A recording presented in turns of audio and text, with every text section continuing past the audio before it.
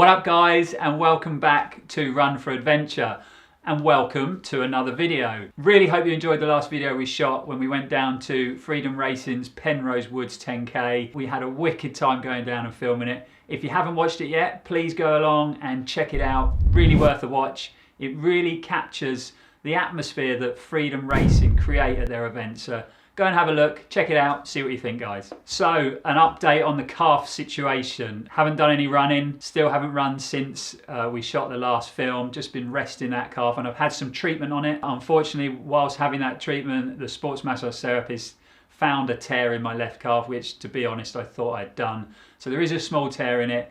She thinks that it's not too bad, so I've been resting since treatment, strapped it up, taped it, rolled it, done everything I possibly can to it to help it along the way, and I feel about ready to go and give it a try. So we're going to do a small run today, just get out there for a few miles to check it out, see how it feels, not do too much, not risk it. The last thing I want to do is take a step backwards.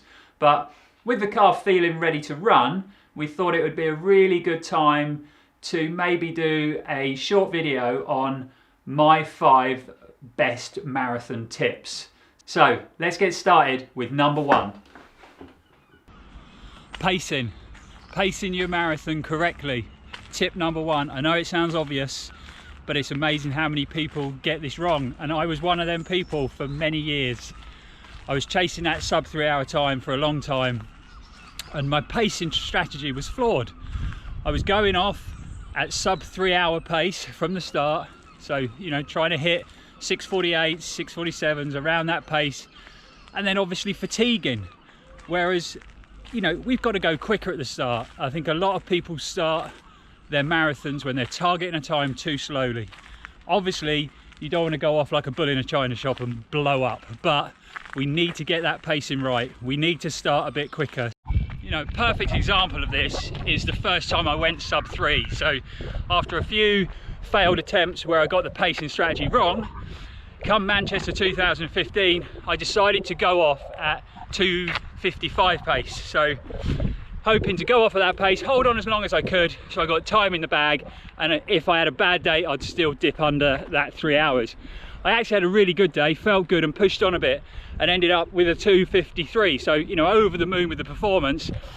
And it was the first time I realised how you really need to pace that marathon. Another thing that people tend to do is, you know, if you're running with a watch on,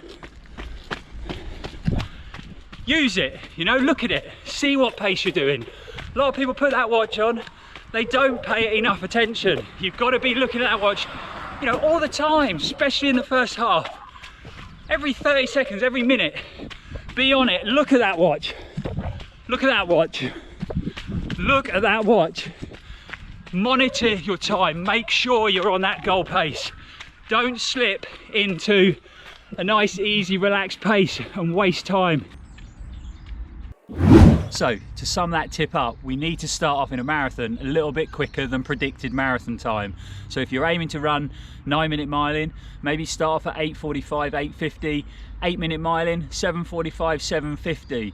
Hang on to that pace as long as you can. It's so important to get time in the bag. At the end of the day, most of us are going to slow down over the course of a marathon. Now, time for tip 2. Chafing. Protect yourself from chafing, because chafing can really spoil your day. Running in discomfort from chafing is going to spoil your day. It's also going to slow you down.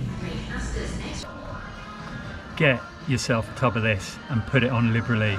It really helps with chafing, and you won't regret it.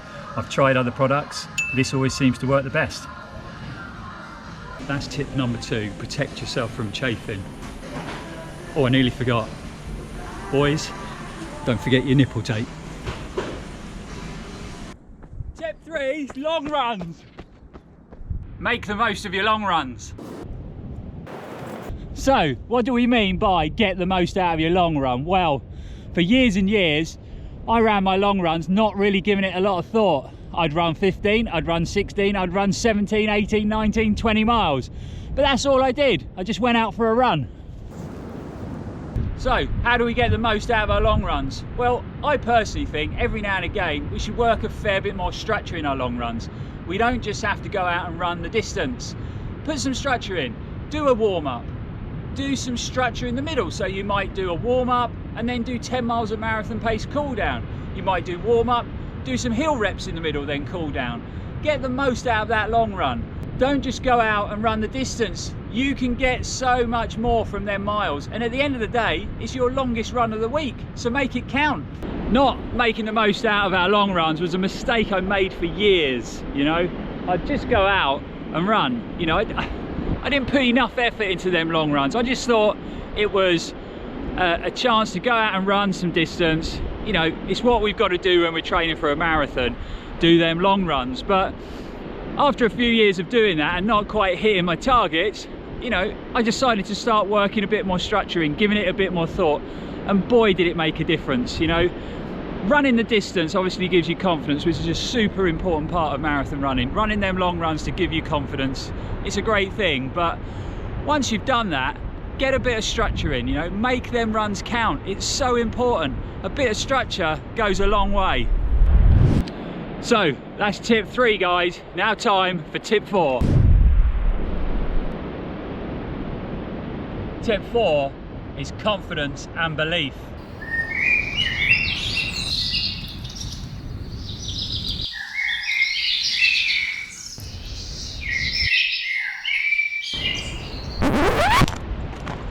Okay, we don't need to meditate sitting on a rock on a Cornish coast path, but we do need to believe.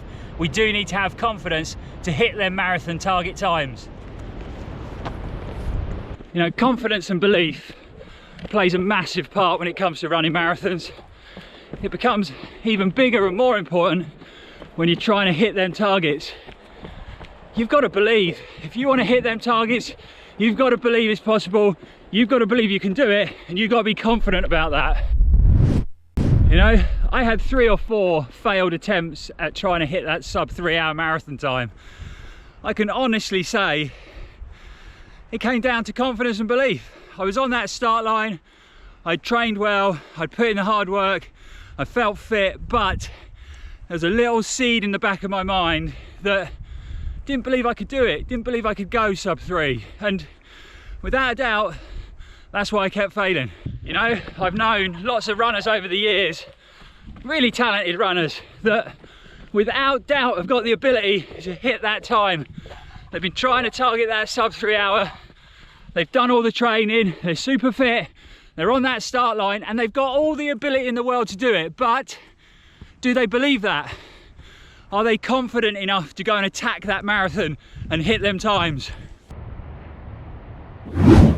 So you've trained, guys, you've put in all them hard miles.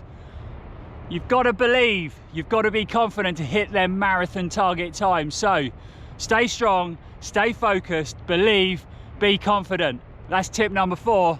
Time for tip 5. Nutrition. Tip 5 is nutrition.